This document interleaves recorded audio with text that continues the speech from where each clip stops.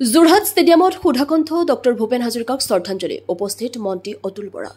Bharat Ratna Sudhakantha doctor Bhupen হাজৰিকাৰ চতুৰ্দশ মৃত্যুবাৰ্ষিকী উপলক্ষে ৰাজ্যজুৰি অসম চৰকাৰৰ শ্ৰদ্ধাঞ্জলি অনুষ্ঠান অনুষ্ঠিত হয় সমান্তৰালকৈ যোৰহাট ষ্টেডিয়ামত অনুষ্ঠিত কৰা হয় সুধাকণ্ঠগৰাকীৰ শ্ৰদ্ধাঞ্জলি অনুষ্ঠানত মুখ্য অতিথি হিচাপে উপস্থিত থাকি মন্ত্ৰী অতুল বৰাই সুধাকণ্ঠৰ প্ৰতিচ্ছবিৰ সন্মুখত বন্তি প্ৰজ্বলন কৰে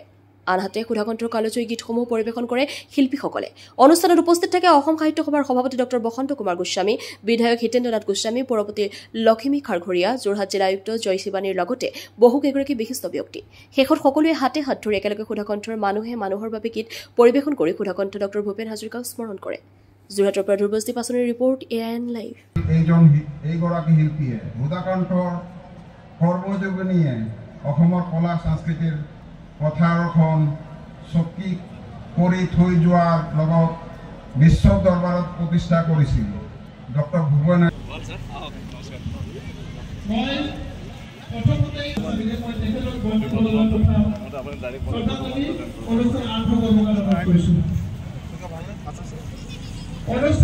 উপস্থিত থকা মাজতে জ্যেষ্ঠ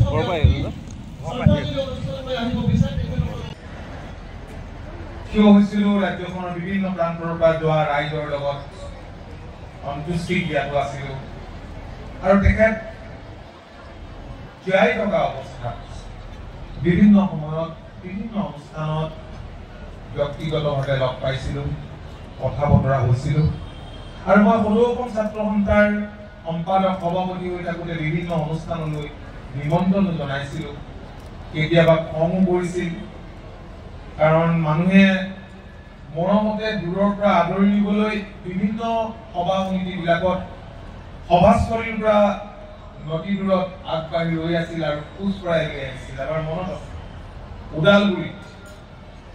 আৰু যেতিয়া দীঘলীয়া ৰাস্তা খোজ কাঢ়িব লগা হৈছিল তেতিয়া তেখেতে উষ্মা প্ৰকাশ কৰি আমাক কৈছিল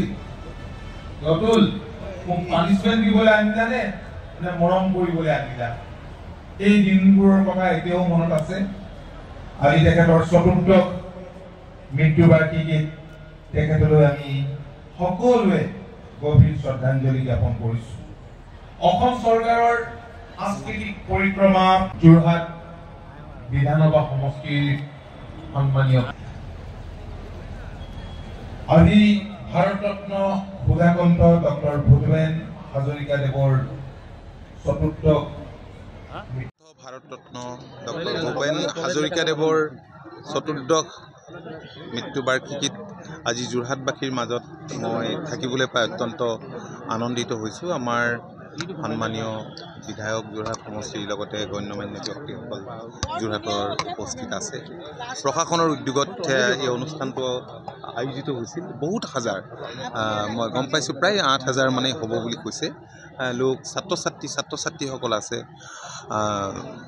সুধাকণ্ঠগৰাকীৰ গীতেৰে মাতেৰে এটা সুকীয়া পৰিৱেশত আজি আমি তেখেতক শ্ৰদ্ধাঞ্জলি জ্ঞাপন কৰিলোঁ তেখেত সদায় আমাৰ হৃদয়ত থাকিব অসমবাসীৰ হৃদয়ত থাকিব